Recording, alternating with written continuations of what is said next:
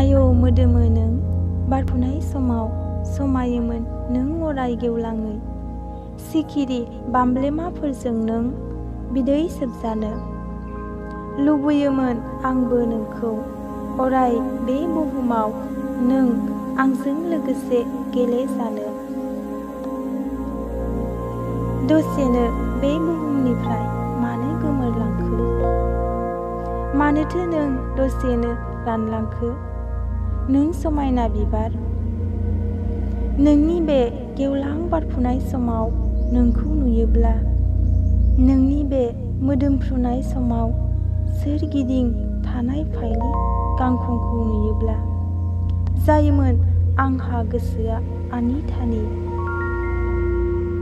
जायोमोन आंहा गोसोआ अराय नोंजों लोगोसे थाफानो